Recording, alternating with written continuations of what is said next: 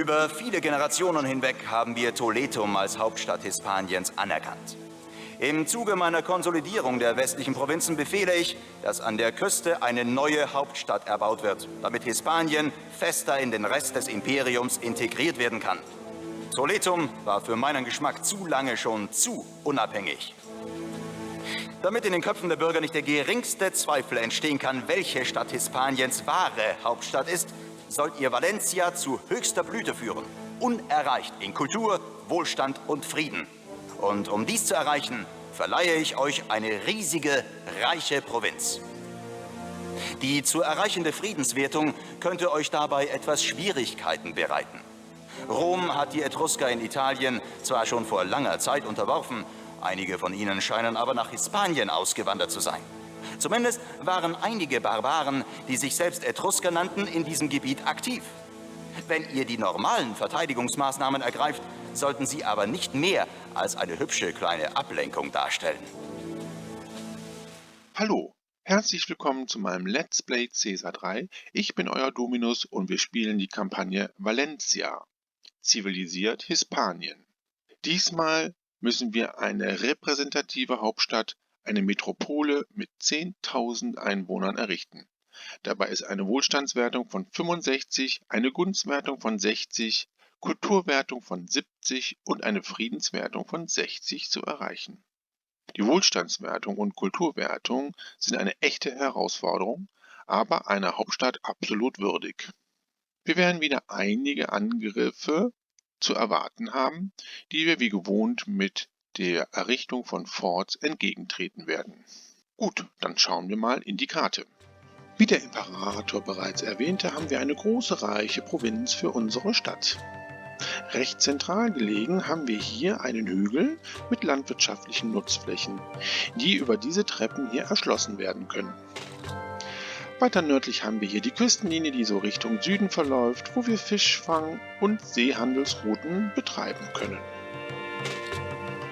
Der Rest der Karte ist geprägt von großen Wäldern und weiten offenen Flächen, hier noch ein See. Am Fuße des Hügels haben wir eine zweite landwirtschaftliche Nutzfläche und weitere kleinere Seen. Wir haben also viel Platz, um unsere große Stadt zu errichten.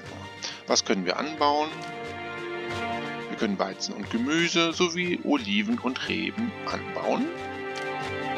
An Rohmaterial haben wir Ton und Holz. Und produzieren können wir Wein, Öl, Möbel und Geschirr. Somit können wir alle Produkte selber herstellen, die wir für die Entwicklung der Stadt benötigen. Schauen wir mal in die Imperiumskarte. Wir können Handel betreiben mit Karthago Nova.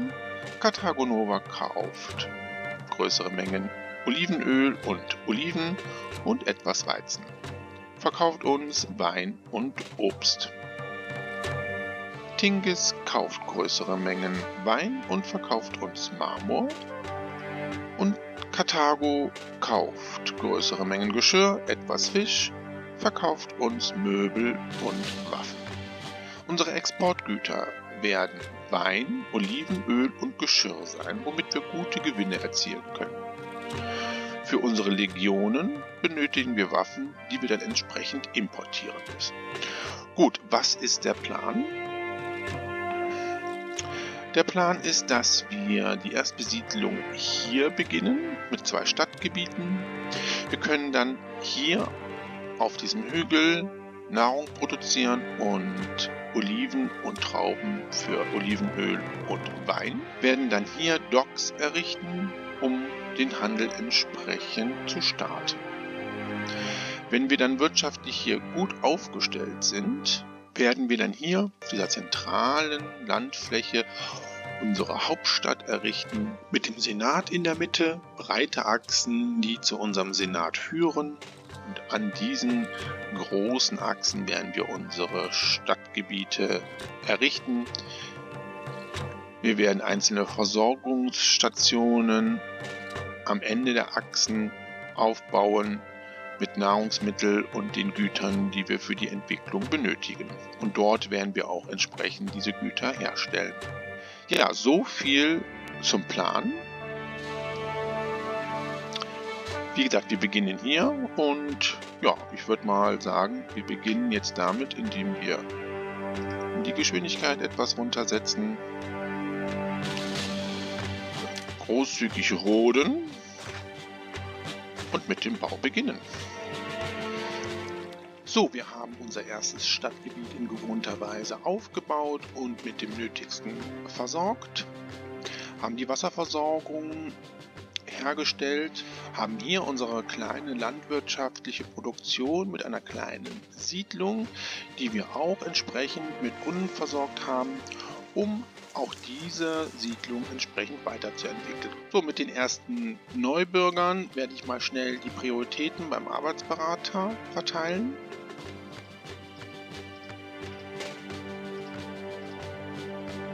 So, und jetzt warten wir erstmal, bis die Parzellen alle von unseren neuen Bürgern besiedelt sind.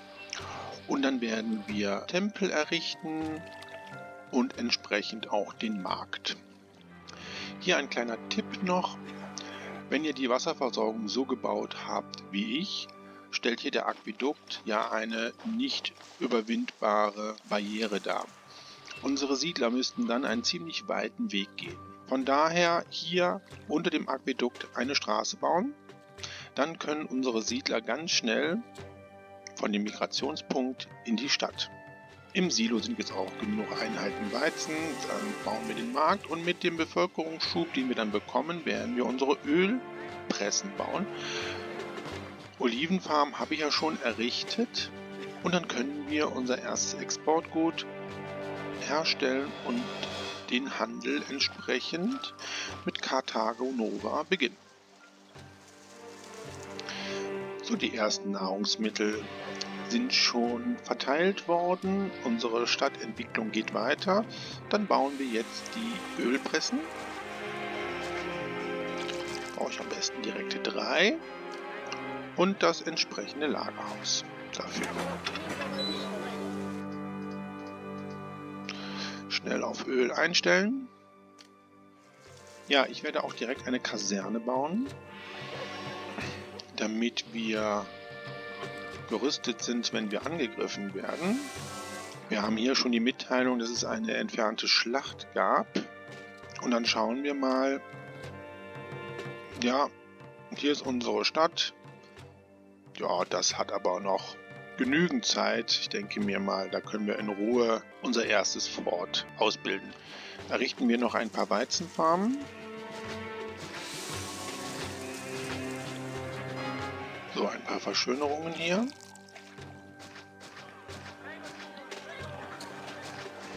So, mit den zusätzlichen Weizenfarmen baue ich auch hier jetzt den Markt. So, wir haben etwas Olivenöl im Lager. Dann starten wir den Handel mit Karthago Nova und stellen Öl als Export zur Verfügung. Ja, ich würde jetzt auch das erste Fort bauen, auch auf die Gefahr hin, dass wir dann wieder im Minus sind. Werde ich das jetzt trotzdem schon mal machen. Die Forts möchte ich hier errichten und wir werden ein Fort mit den Wurfspeerträgern bauen. Ihr habt diese Gelder ziemlich schnell ausgegeben. Versucht zumindest mit diesem Geld etwas länger auszukommen. Ja, danke für die 2000 Dinari, lieber Imperator.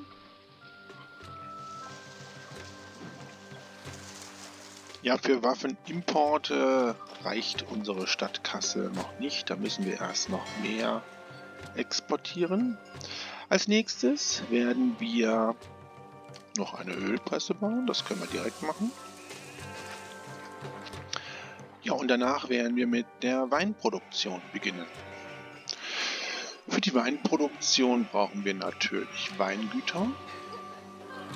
Da errichten wir uns jetzt 2 Stück hierhin. So, und dann müssen wir natürlich ein Dock bauen, weil Wein wird über eine Seehandelsroute exportiert. Und ein entsprechendes Lagerhaus natürlich für Wein. So, das sieht soweit ganz gut aus. Ja, und dann können wir, glaube ich, auch schon 2 Weinkeltereien bauen. Und wenn jetzt der erste Wein im Lagerhaus ist, werden wir die entsprechende Handelsroute eröffnen. So, dann können wir auch schon direkt die Kulturgebäude errichten für unser Stadtgebiet mit einer Schule und einer Bibliothek, ein Theater mit der entsprechenden Künstlerkolonie. Ja, ein Fest sollten wir jetzt auch mal abhalten für unsere Gottheiten. Da würde ich sagen Mars. So, nachdem jetzt nochmal Olivenöl verkauft worden ist, können wir die Handelsroute nach Tingis entsprechend öffnen. Vorsicht, man kann auch Wein importieren. So, und jetzt sollten wir eigentlich, was so die Exporte betrifft, ganz gut eigentlich aufgestellt sein.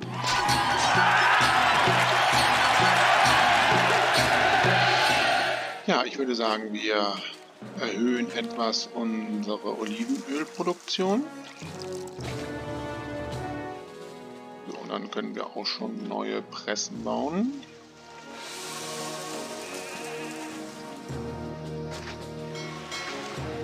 Ja, und jetzt müssen wir ein bisschen wieder auf unser Geld achten.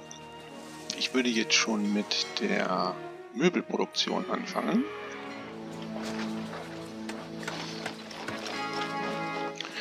Ja, das ist sehr gut. Mars hat uns mit seinem Schutzgeist gesegnet. Ja, und unsere Möbelproduktion habe ich jetzt hier auch schon errichtet. Und für die Produktion des Geschirrs werde ich schon das zweite Stadtgebiet entsprechend vorbereiten. So, wir haben unser zweites Wohngebiet schon mal vorkonzipiert. Wir haben allerdings relativ viel Arbeitslose, das heißt, ich werde das jetzt noch nicht ausbauen, sondern warten, bis hier die Möbelschreinereien alle entsprechend Arbeitskräfte haben. Das dauert noch ein bisschen. Wir können allerdings hier schon auch Kultureinrichtungen bauen, und zwar eine Schule und auch ein Theater. Dann kann sich das hier entsprechend auch weiterentwickeln.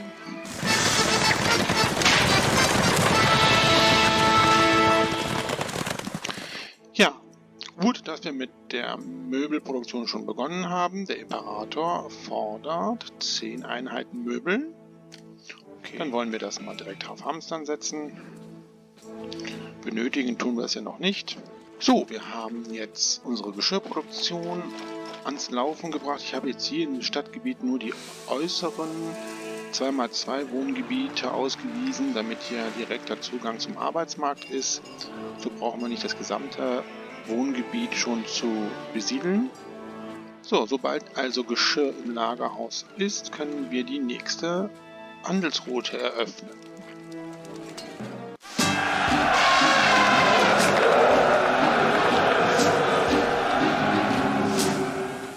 Ja, das erste Mal erreicht die feindliche Armee unsere Stadt.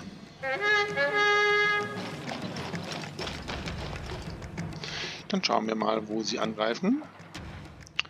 Okay, hier hinten bei den Seen. Dann werde ich mal hier eine Mauer bauen.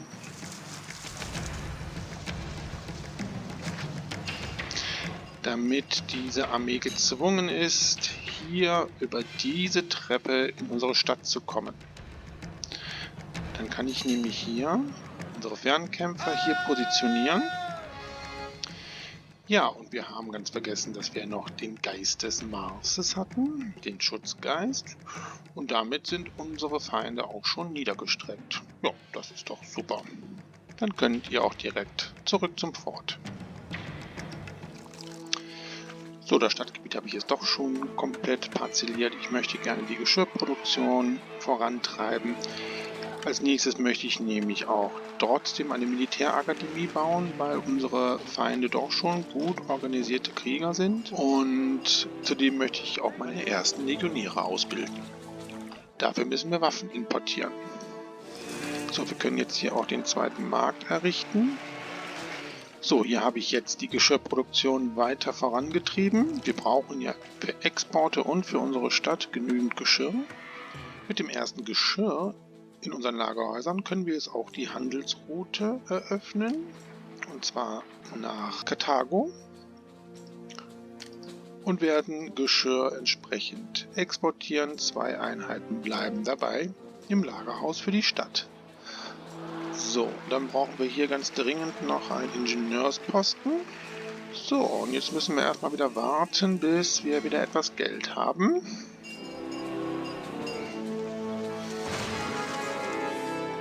Ja, das kommt jetzt häufiger vor, dass unsere Tongruben überflutet werden. Hier sehen wir das.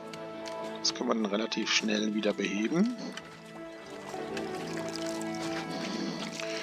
Ja, und man sieht jetzt, wo wir auch Geschirr verkaufen, wie gut wir jetzt Gewinne machen. Weil dann würde ich jetzt erstmal hier nochmal einen 2x2 Block nach außen legen, damit dieses Gewerbegebiet hier besser mit Arbeitskräften versorgt wird. Dafür müssen wir aber auch noch die Wasserversorgung erstellen. Gut, das ist soweit in Ordnung. Ja, ich würde sagen, wir werden hier noch die Nahrungsmittelproduktion etwas nach oben treiben. So, und ich werde jetzt hier doch ein Lagerhaus bauen, welches Weintrauben annimmt, damit wir Überkapazitäten hier entsprechend lagern können. Dann werden wir jetzt auch dieses Wohngebiet mit Tempel versorgen. Ja, Exportgüter haben wir mehr als genug da. Das heißt, wir können jetzt gleich unser erstes Fort für die Legionäre bauen und Waffen importieren. Ja, Lieferung ist bereit.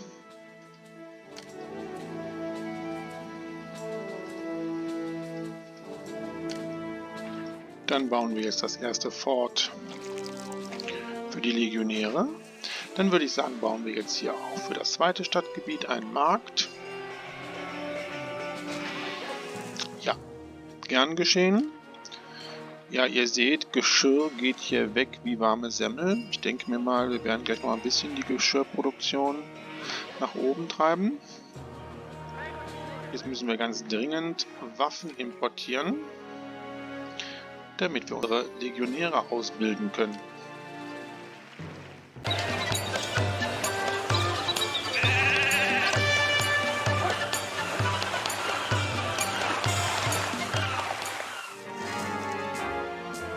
Ja, mit Obst haben wir im Moment jetzt nicht sehr viel am Hut, aber Dankeschön. Ja, mit dem Geld, was wir jetzt schon erwirtschaftet haben, baue ich mir doch schnell noch ein Fort für Wurfspeerträger. Ja, ich glaube, wir können die Weinproduktion tatsächlich noch ein bisschen vorantreiben. Wie viel haben wir bis jetzt exportiert? 9 von 25. Da können wir noch was tun. Und Olivenöl könnten wir auch noch, glaube ich, etwas erhöhen. Erweitern wir das hier mal. Und zwar bauen wir noch eine Olivenfarm und ein Weingut. So, und hier machen wir aber noch ein bisschen Schutz. Da bauen wir noch einen Ingenieursposten und eine Präfektur.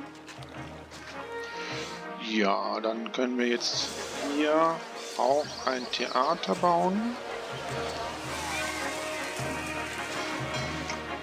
Und dann bauen wir hier auch noch eine Schule. Und dann können wir auch direkt schon eine Bibliothek bauen. Ja, die Nahrungsmittelversorgung müssen wir wieder etwas anpassen. Und zwar werden wir jetzt die zweite Nahrungsmittelart schon mal herstellen. Dafür baue ich hier auch noch mal eine kleine Siedlung auf. Und wir bauen jetzt mal 4 Gemüsefarmen, das sollte eigentlich reichen. Oh, eine Segnung von Ceres, das ist natürlich toll. Das boostet natürlich hier unser Vorrat an Nahrungsmitteln unheimlich in die Höhe. So, dann bauen wir auch direkt ein Silo dafür, was wirklich nur Gemüse annimmt. Und Dieses hier nimmt natürlich nur Weizen. Dann haben wir auch schon wieder eine schöne Trennung.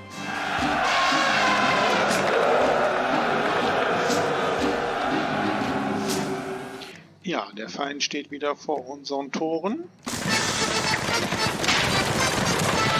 Der Imperator möchte nochmal 10 Einheiten Möbel haben. Okay, dann wieder mal alles eins nach dem anderen. Wir gehen jetzt erstmal wieder hier runter mit der Geschwindigkeit.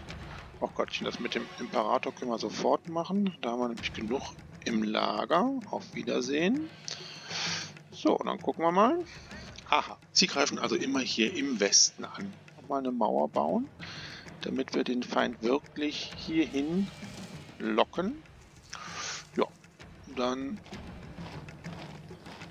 das sollte eigentlich kein Problem sein.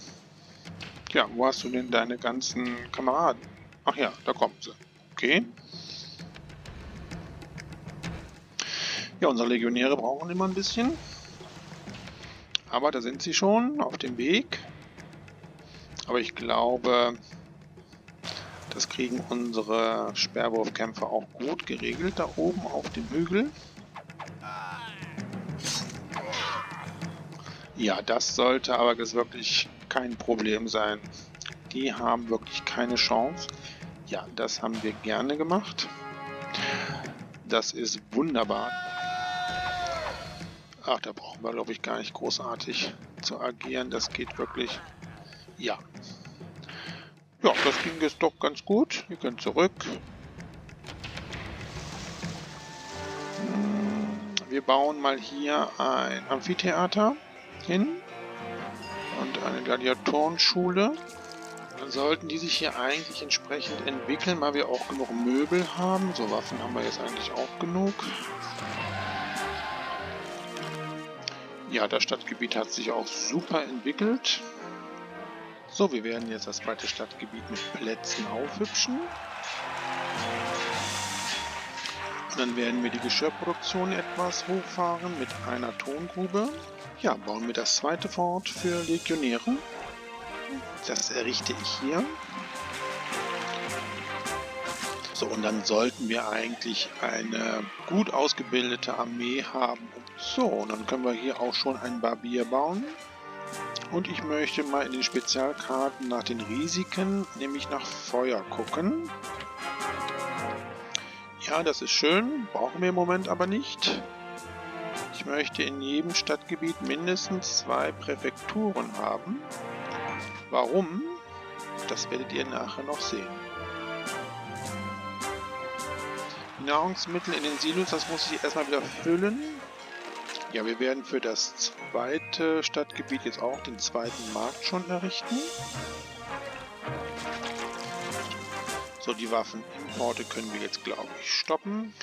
Um die Nahrungsproduktion etwas zu verbessern, habe ich jetzt hier nochmal eine kleine landwirtschaftliche Siedlung errichtet und jetzt in diesem Bereich hier Weizenfarmen gebaut. Ich werde jetzt hier noch ein paar Tempel errichten. So, das sollten unsere Götter wieder milde stimmen, da diese nicht mehr ganz so glücklich mit uns sind. Ja, wir können jetzt für Merkur ja schon wieder ein neues Fest abhalten. Ja, ihr seht, Geschirr könnten wir durchaus die Produktion noch weiter nach oben treiben. Ich habe jetzt hier in diesem Bereich die zweite Geschirrproduktion gestartet. Wir haben ja hier das außenliegende Wohngebiet, sodass wir hier jetzt auch entsprechend Geschirr produzieren können.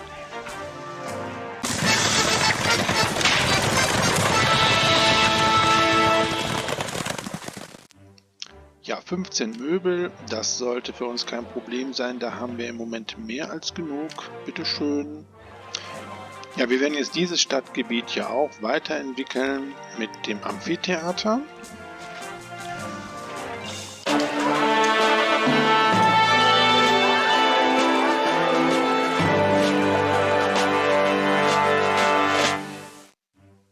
Ja, der nächste Meilenstein, 3000 Einwohner. Aber bis 10.000 haben wir noch etwas zu tun. So, wir werden jetzt noch für dieses Stadtgebiet den Barbier bauen. Dann kann sich dieses Stadtgebiet entsprechend weiterentwickeln. Ich glaube, ein Fest sollten wir jetzt auch mal feiern. Und zwar für Venus. Ja, gern geschehen. So, die Entwicklung der beiden Stadtgebiete ist jetzt abgeschlossen. Wir werden nicht weiter unsere Wohngebiete als die großen Insulars entwickeln lassen. Warum ist das so? Wir produzieren Wein und exportieren auch diesen. Das heißt, er ist in den Lagerhäusern vorhanden und steht auch dort den Märkten zur Verfügung. Wenn wir jetzt herrschaftliche Insulars haben und diese Wein benötigen, wird der Markt diesen sofort entsprechend beziehen und wir haben eine Entwicklung zu den Villen. Was ich in den Wohngebieten der Plebejer ja nicht haben möchte, da wir sonst Probleme mit dem Arbeitsmarkt bekommen. Allerdings, die Wohlstandswertung werden wir nur mit großen Insulars nicht erreichen. Das haben wir ja schon bei Tarsus so gesehen. Das heißt, wir brauchen ein separates Villengebiet. Bevor wir das aber errichten, werden wir jetzt das zentrale Stadtgebiet mit dem Forum errichten. Wir haben jetzt hier unser zentrales Stadtgebiet mit 2 Stadtvierteln, die jetzt 9 mal 10 Felder groß sind. Deswegen auch die 2 Brunnen. Wir haben außenliegende 2 mal 2 Wohnblöcke. Wir haben hier die Silos, 1 für Weizen, 1 für Gemüse. Hier unsere Nahrungsversorgung. Schon 4 Weizenfarmen sind errichtet worden. Ja, Wasserversorgung steht. Ich habe auch jetzt hier schon die Märkte errichtet, damit wir hier direkt die Stadtviertel versorgen können. Wir werden dann später hier Lagerhäuser bauen, um unsere Güter hier direkt zu produzieren. Gut, wichtig ist, dass wir Schritt für Schritt die Stadtgebiete entwickeln.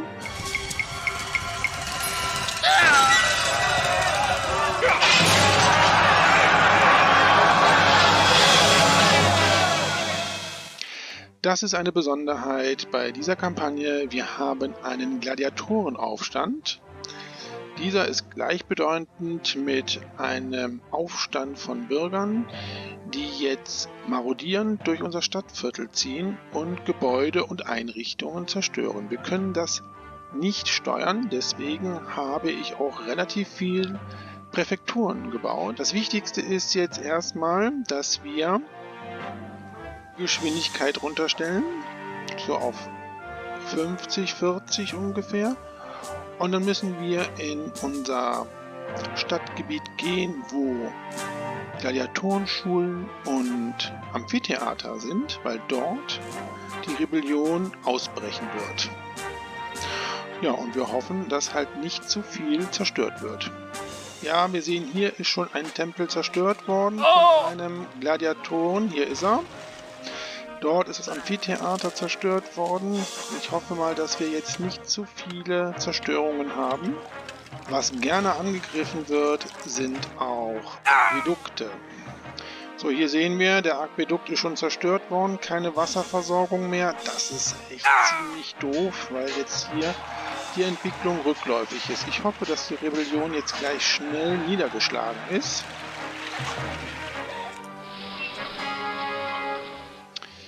Ja, Gott sei Dank haben unsere mutigen Präfekten die Revolte niedergeschlagen.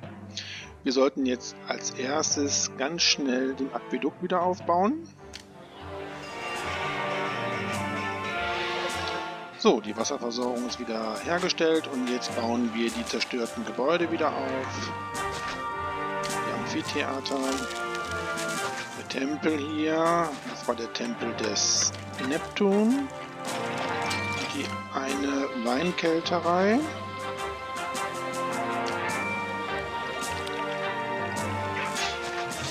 So, dann widmen wir uns wieder unserem Stadtgebiet hier. Wir werden jetzt mal hier die Gärten errichten. Ja, und Tempel müssen wir dann auch jetzt errichten.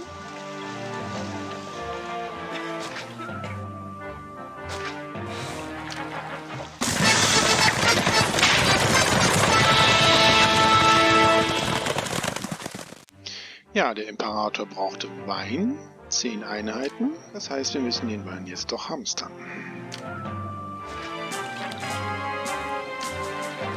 Das ging jetzt doch schnell. Okay, dann können wir Wein auch schon wieder verkaufen. So, ich errichte jetzt hier schon die Lagerhäuser, nämlich einen für Geschirr und einen für Möbel. Sehr gut. Und natürlich hier jetzt eine Künstlerkolonie. Mache ich das hier so rum. Ja, ich ändere das hier noch ein bisschen um.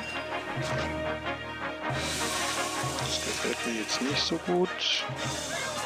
Wir bauen die Künstlerkolonie direkt hier hin. So, und dann können wir auch die Theater errichten. Ja, und da sieht die Entwicklung hier auch schon sehr gut aus. So, jetzt haben wir unseren Senat hier errichtet als Zentrum von unserem großen Stadtgebiet. Das heißt aber auch, dass wir in den anderen Stadtgebieten jetzt Foren errichten können, um Steuer einzutreiben. Das machen wir mal direkt. Hier eins und hier eins. Die zweite Geschirrproduktion, die wir hier errichtet haben, habe ich jetzt nochmal ergänzt. Ja, ich finde, das sieht alles sehr gut aus. Plätze. Ja, und die Nahrungsproduktion nicht vergessen.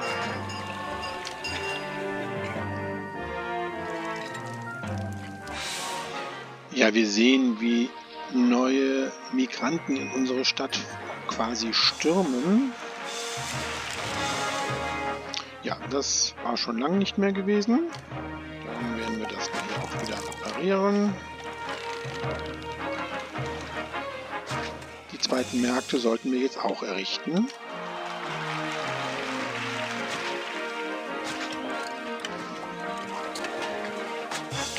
Ja, und dann können wir jetzt hier die beiden Gebiete auch mit den letzten Parzellen füllen. Ja, und ich finde, das sieht schon ziemlich gut aus. Hier meine Achse habe ich schon mit Statuen und Gärten verschönert. Das wird richtig schick werden.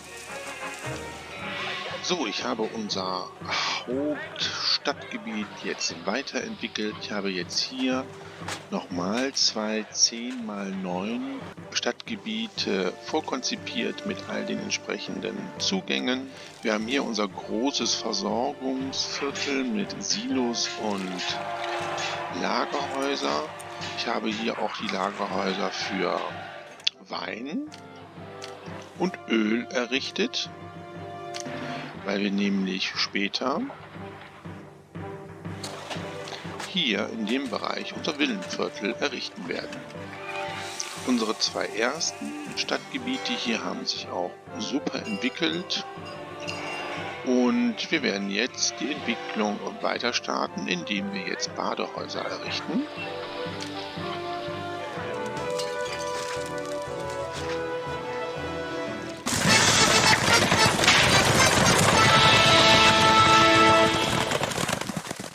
Ja, der Imperator möchte 15 Einheiten Wein haben. Das müssen wir dann doch jetzt erst hamstern. Die Weinproduktion habe ich auch weiter erhöht. Wir haben jetzt hier nochmal 2 Weinkältereien und hier habe ich auch nochmal 2 Weingüter gebaut. Ja, wie gesagt, das ging recht schnell. Wir haben übrigens jetzt auch hier eine Verbindung zu beiden Stadtteilen, sodass jetzt Überschüsse hier in die Lagerhäuser und auch in die Silos entsprechend transportiert werden können. Ja, hier den Bereich, den werde ich auch noch etwas umbauen.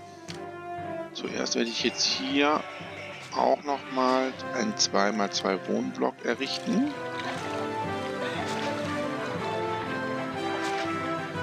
So, dann will ich hier den Aquädukt etwas ändern.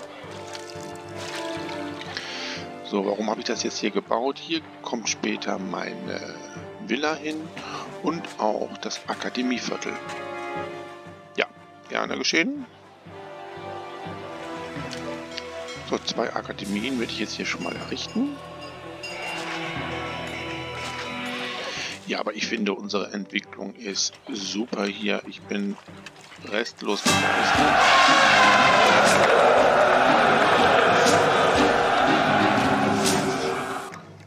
Restlos begeistert bin ich natürlich jetzt nicht über den Angriff. Ich habe jetzt hier noch eine Mauer gebaut, weil unser Feind wieder hier im Westen angreift. Ja, just in time sind unsere Legionäre auch da.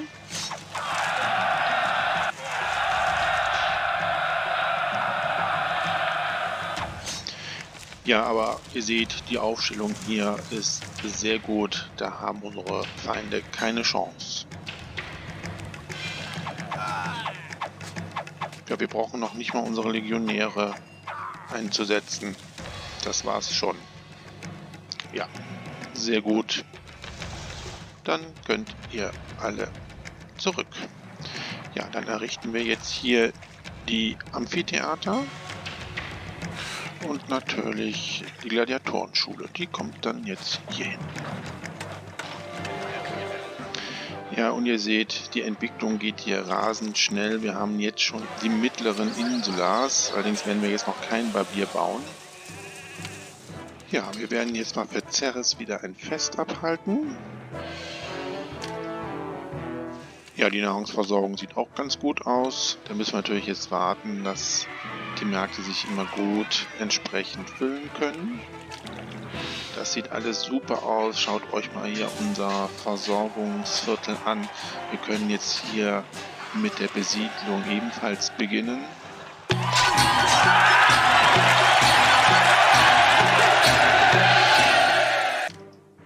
Ja, errichten wir mal hier eine Villa.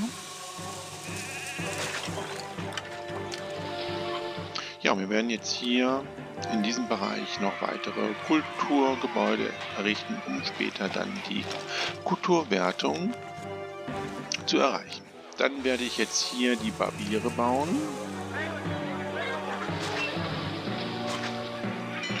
Und dann ist das Stadtgebiet hier auch entsprechend mit den großen Insulars am Ende des Ausbaus angelangt.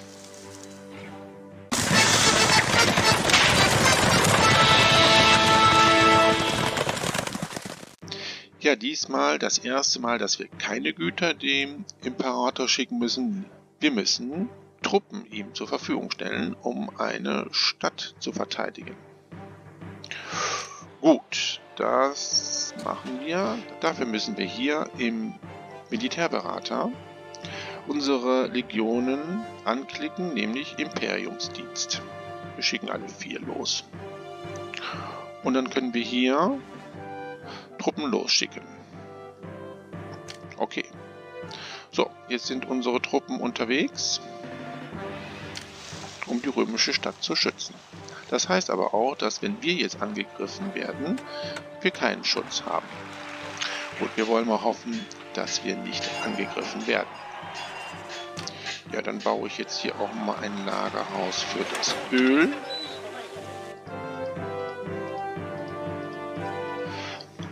Die Entwicklung unserer Stadt Valencia geht weiter. Wir haben jetzt die letzten beiden Stadtviertel zum Teil parzelliert, weil wir hier unser Villenviertel errichtet haben. Für insgesamt 8 Villen habe ich jetzt hier den Platz schon vorbereitet mit der Wasserversorgung.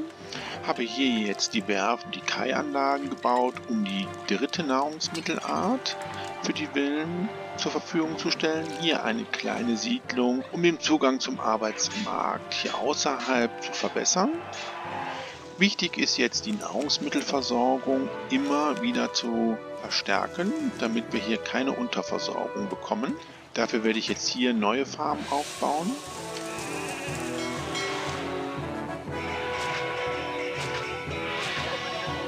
Wir werden jetzt hier auch einen Markt errichten. Und hier dieses Stadtgebiet mit Tempel versehen. So, für unser Villengebiet brauchen wir natürlich jetzt hier auch einen Markt. Dann baue ich hier direkt das Forum hin. Und wir müssen Marmor importieren, da wir große Tempel bauen wollen. So, diese beiden Silos werde ich jetzt entsprechend umstellen, nämlich dass Nahrungsmittel gefordert werden.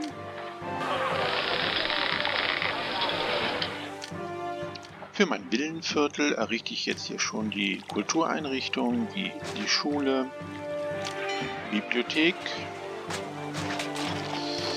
den Arzt, den Barbier, das Badehaus und das Theater. Entsprechend baue ich dann hier jetzt die Künstlerkolonie und auch schon eine Gladiatorenschule für später, wenn ich das Amphitheater baue.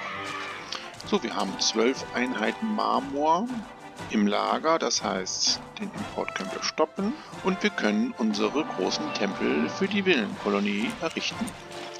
So, den letzten Tempel, nämlich den Tempel des Mars, errichte ich woanders. Dieser Tempel kommt zu meiner Villa. Ja, dann können wir hier auch direkt schon das Amphitheater bauen. Das sieht eigentlich ganz gut aus. Immer gut die Nahrungsmittelversorgung im Auge behalten. So, bevor hier die Entwicklung zu den Villen weitergeht, machen wir jetzt noch ein paar Verschönerungen. Ja, das sieht doch super aus. Können wir jetzt auch, glaube ich, das Kolosseum bauen.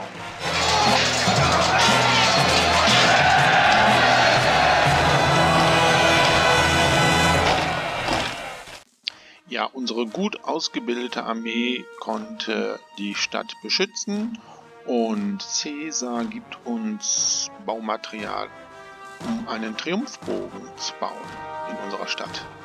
Ja, das ist ja wirklich die Krönung für Valencia. Da müssen wir auch einen tollen Platz für aussuchen. Vorher bauen wir aber noch das Löwenhaus. Das kommt hier hin, damit sich hier entsprechend unsere Villen weiterentwickeln können. Ja, dann machen wir uns das jetzt hier ein bisschen schick. So, und dann kriegt das auch noch ein Badehaus hier. Und dann ist das auch hier eine schicke Vorstadt vor unseren Villen. Wollen wir unseren Triumphbogen mal errichten? Den finden wir übrigens hier bei den Administration- und Verwaltungsgebäude. Da ist er. Ja, und dann würde ich sagen, bauen wir ihn hier hin. Unsere Villen haben sich jetzt entwickelt.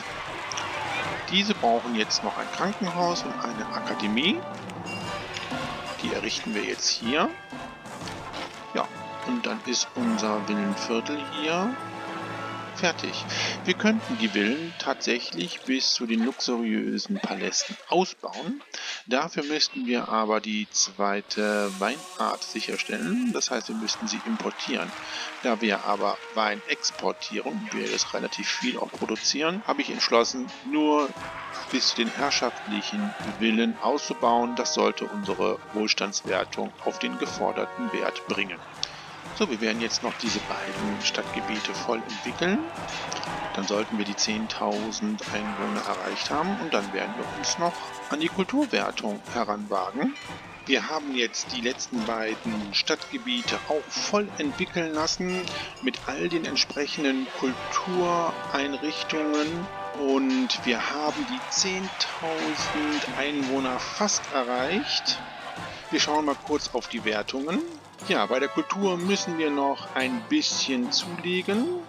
Wohlstand haben wir erreicht, Frieden haben wir erreicht und die Gunst auch. Dann würde ich sagen, haben wir es fast geschafft.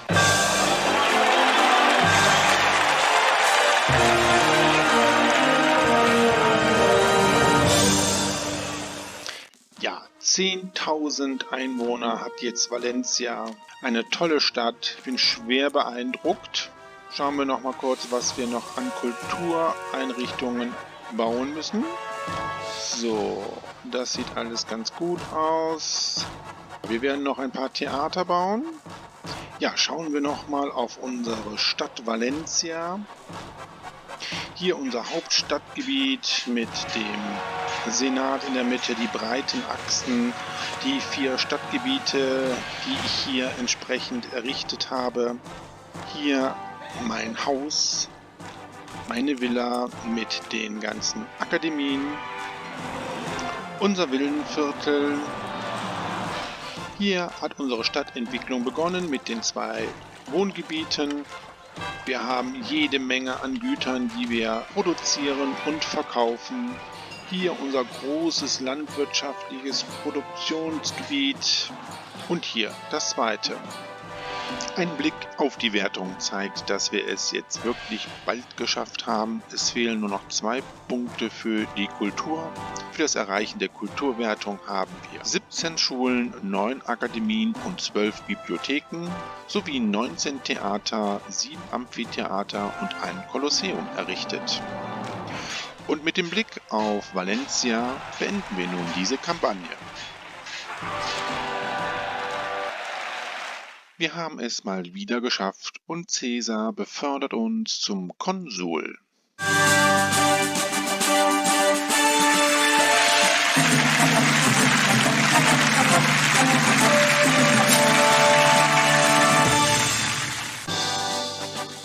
Hispaniens neue Hauptstadt ist genau, was wir brauchten, um diese weit entfernte Provinz enger an Rom zu binden.